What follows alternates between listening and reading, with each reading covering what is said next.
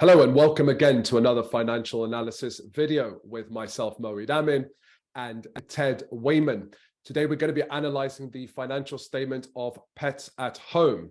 Now, the goal for this show is to help you raise your business acumen. And one of the best ways to do that is to understand the language of business, which is finance. So we're going to be analyzing the financial statements of famous, well-known companies and really kind of walk you through how you would analyze such financial statements and what you would understand from the numbers given.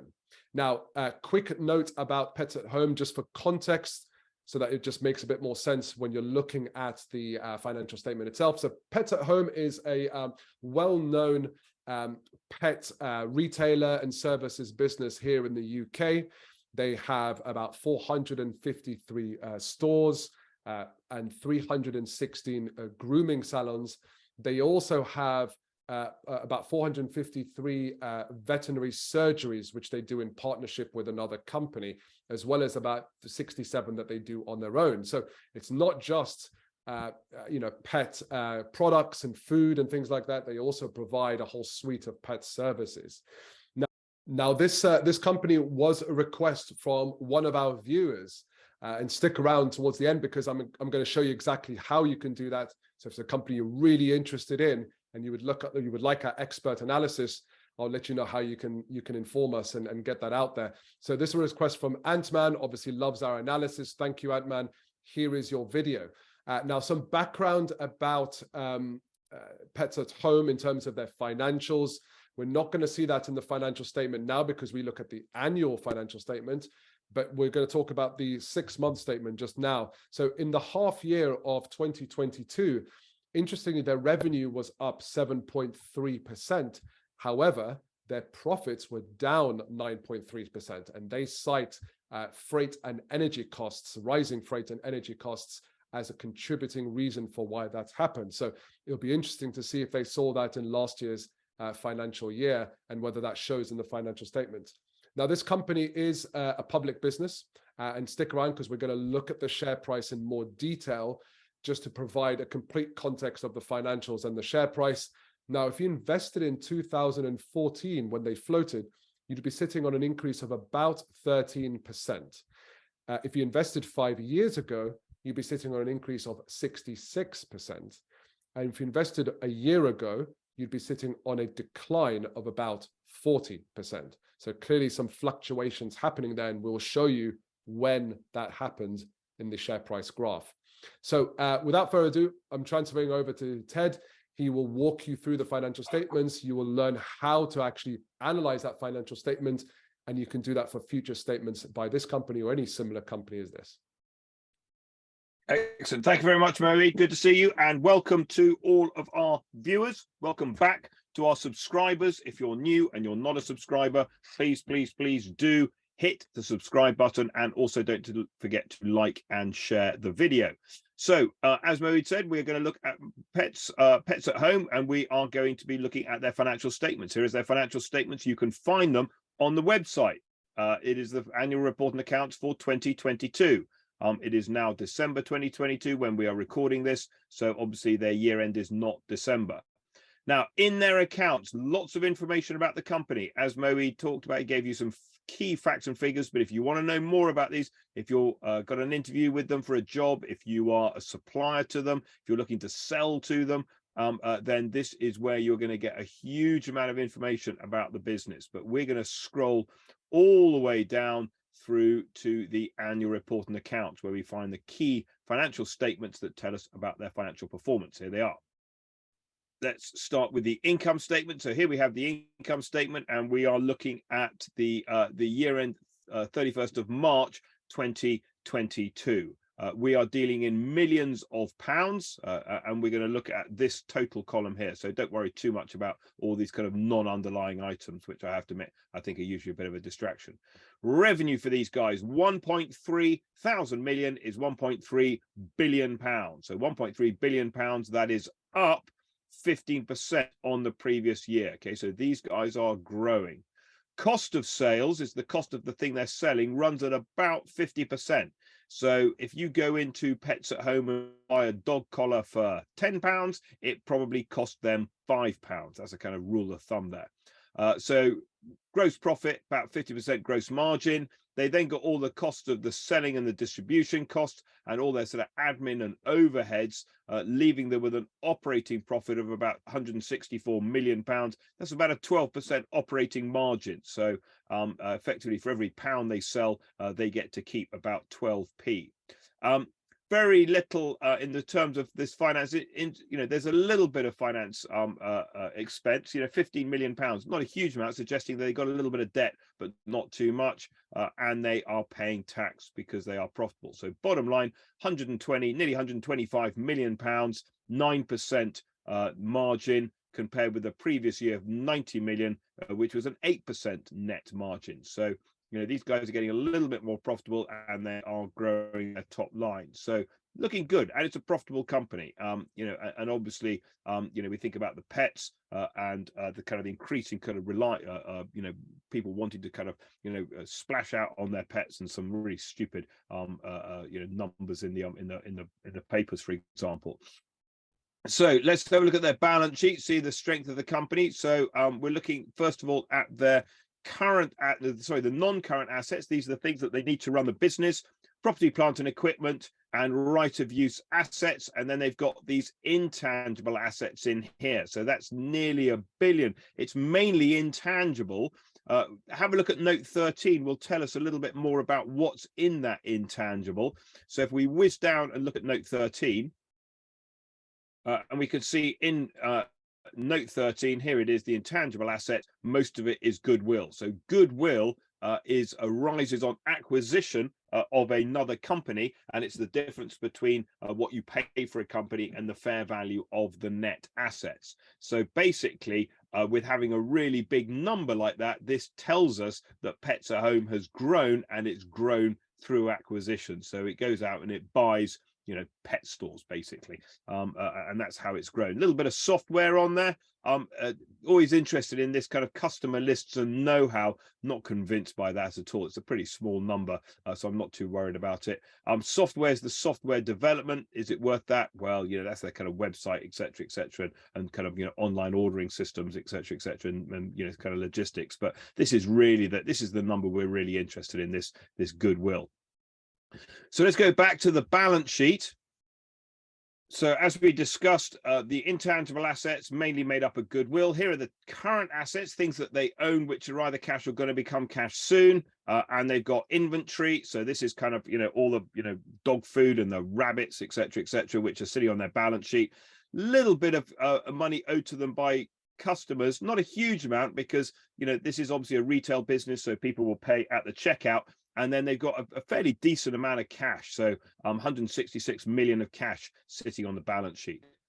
Current liabilities, what they owe and they have to pay soon. This section here, we like to kind of compare the current assets to the current liabilities. Not a huge amount of headroom there. They will have strong cash flow because they are a retail business, so they will tend to receive the money before they pay their suppliers. However, it's not they're not overly capitalized in the working capital department. And then, as we expressed, we thought they'd have a little bit of debt, and they have. And so that's going to be driving some of those interest payments, and the rest of those interest payments will be relating to the lease liabilities, and those lease liabilities effectively sit together behind the right of use assets, which you remember are just out of sight up on the balance sheet. So net assets, about £1 billion. And that's represented by their shareholders' funds, and that is mainly made up of this retained earnings. So these guys basically they've been making profits and reinvesting those profits back into the business to fund the growth. Some funny numbers coming up here through this consolidation reserve. Don't worry too much about that. That's just an accounting adjustment. But this number up here, this is kind of what the shareholders have physically invested, and then the bottom number is the profits which are being reinvested on behalf of the shareholders. So very much funded through retained earnings. Here's our movement in equity. we're interested in this column here, and we can see there's the profit coming. In fact, we're looking at the previous year, so let's look at this, the current year. Here we go. I'm sorry. So here's the profit coming through. There's the profit they made in the year, and you will notice that they paid out just under half of that as a dividend. Okay, and same for the previous year. Again, there's the profit and the dividends. We try and so there's the profit and there's the dividends being paid out. So these guys, they're taking, just about 40% of profits are being paid out, 60% are being reinvested back into the business. Cash flows, very strong cash flows, as we kind of expect. As I mentioned, retail business often will have very good cash flows because the customers pay, at the checkout very quickly indeed. So we adjust for non-cash items such as depreciation, and then here we've got the movement in working capital. And again, nothing really massive going on. They're quite interesting that there's an increase in their trade and other payables, maybe partly due to the increase in the business, or maybe they are squeezing their suppliers. But either way, they got some pretty good strong cash flow coming through there. A little bit of investment going on. Quite interesting here. We can see the previous year there was a disposal of subsidiaries. So these guys, there's kind of buying subsidiaries and disposing of subsidiaries. So as their strategy is ever changing, they kind of, we don't need this pet store, we want to buy that pet store, etc., etc. And then this is the capex, buying property, plant, and equipment are going on in this bit here. And then the last section is very much the financing. So they are paying out the dividends. There's the dividends being paid out. Proceeds and repayment of a loan. So this is just refinancing going on. They borrowed 100 million to repay 100 million. And the rest of it is all, a little bit of share buybacks going on, and then the interest on the leases. So next, financing is costing them 146. Investing is costing them 37, and they are generating 250 million from their trading activities, which basically leaves them with an extra 65 million. They start the year with 101, which is the end of last year. That's the beginning of this year, and they finish with 66 at the end of the year. So really, looking pretty strong. There's nothing sort of massive, to kind of about us. EBITDA margin 20%. I'm not sure if that's really kind of relevant. There's no real debt sitting on the balance sheet. So it's not kind of a massive number. Working capital looks, okay to me. There's nothing that kind of, jumps out at us. They're it looks to me like they've got, they have a negative working capital requirement, i.e. they're squeezing their suppliers so they get paid before they pay their suppliers. This suggests that they pay their suppliers 119 days, which sounds quite a long time to me, but I'm sure that they're better payers than that. Which kind of brings us on to Moeed, having a look at the share price. So here we have the share price, and down the bottom we can see the market cap is 132 billion. So if you remember that, that's they've got 1.32 billion. Sorry, 1.3 billion. So that's about 12 times earnings. I've got about 10 or 11 times earnings on my figures, so it's probably updated with a full year or forecast figures. But P ratio 12 times. Just to put that into perspective, that's round about 8% yield, which looks pretty good. I mean, inflation running at 8%, so you need a good yield to compensate you. But it does look to me like that's a pretty reasonable number. Dividend yield, nearly 5%. I reckon I'm on about 3.7% on the last dividend. So it's not expensive. I'm not sure it's a massively screaming buy cheap, but it's not expensive. You'll notice that it's come off the boil, and therefore maybe this is starting to look like a purchasing opportunity. So if we take a kind of a chartist approach and kind of look at it something like that, it kind of looks like it's dropped out the bottom, and that actually this is the trading range it should be in, and so maybe this is a good opportunity. 1.3 billion for a 1 billion net book value, you're paying a little bit of goodwill in there. Don't forget that you're paying goodwill on goodwill, so to speak. But it doesn't look like it's massively overvalued, I have to admit. So maybe this is a kind of again you know, that old kind of caveat, it's part of a well-diversified portfolio. I certainly wouldn't be shorting this stock. I don't think we're looking at a multi-bagger, for example. So this isn't going to be one of those stocks where you buy it and it kind of, you know, you make your absolute fortune overnight, for example. But, you know, it looks to me like, you know, this has got, you know, this is a pretty strong business, and there's no reason why it shouldn't be able to kind of carry on delivering those returns. Just before we finish, we will just have a little look at the CEO. So if we go to page 131, you'll be able to see what the big bad boss is earning. So here we have 131. So Peter Pritchard, and he is earning about 1.8 million pounds. A little bit of a pay cut on the previous year where he was nearly 2.2, but so 1.8 million pounds. And to put that into context, if we look at page 184, we can see what the employees are earning. So here we have page 184, if I can find it. So we've got the salaries. The salaries are actually down here. So total salaries were 265 million pounds, and they were paid to the employees. Now, what we're going to do is we're going to use this number here. This is the full-time equivalent. So FTE is a kind of full-time equivalent.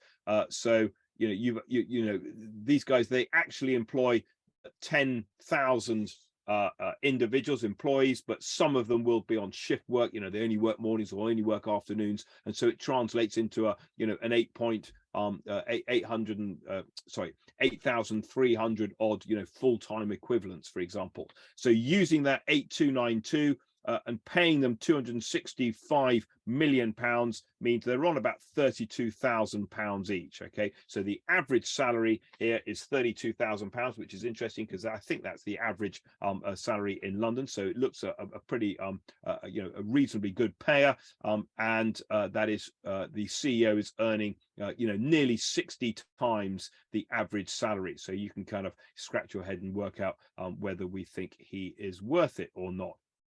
Okay, so there you go, Moeed. There is my analysis of Pets at Home, and hopefully I've managed to shed a little bit of light on the company. I don't know if it's necessarily you know, sparking any kind of, you know, there's no big buy or big sell, but 12 times earnings, it's, you know, it could be a good value play in the long term. Yeah, and there you have it. So hopefully that was useful. I promised to share with you how you can actually make your own request. So here's how you do it. Firstly, like the video if you like that video. So hit that like button, and then also hit the subscribe button, because when you make that request, you want to get a notification of when we publish your video or the company that you've requested. So don't forget to hit the bell button as well, so you get that notification. And how you can make the request is in any one of our videos. After you've done those three things in any one of our videos, all you have to do is leave a note in the comment section, name the company that you're interested in, and give us some context. So whether you're selling to this company or they're a client, whether you're thinking about investing in them, or if Ted said, you know, you're up for an interview and you'd like to sound smart and get that job, then do leave a note in that comment section so we understand the context and we can answer the question for you during our analysis. So until the next video, thank you, everyone. Thank you, Ted. We'll see you in the next one. Good to see you, Moeed. Catch you later. So I hope you enjoyed that video and found it useful and informative. Now, if you want to know more about what I do, then you can visit Talk Financials and find out about the training workshops and the clients that I work with. And the QR code is on your screen right now. If you are interested in being able to do this yourself, to do some financial analysis, there's a couple of resources. There is an online workshop. It's available on my website, or you can click on the QR code and it'll take you straight through to this online workshop where you can learn to read and understand and interpret financial information yourself. Alternatively, there is a book available at all good bookstops, particularly a very big online one, and the QR code once again will take you through to the opportunity to buy the book, and there is also a Kindle edition. Otherwise, that's everything from me. Please, please, please don't forget to like, share, and subscribe to the channel. More subscribers means that you're going to get notification about new videos coming up, and also the opportunity to ask questions, and do recommend any videos any companies that you'd like me to analyze for you. I think we've got a couple of suggested next videos coming up, so please do take the opportunity, have a look at the other videos, and don't forget to like, share, and subscribe to the channel, and I will see you on the next video.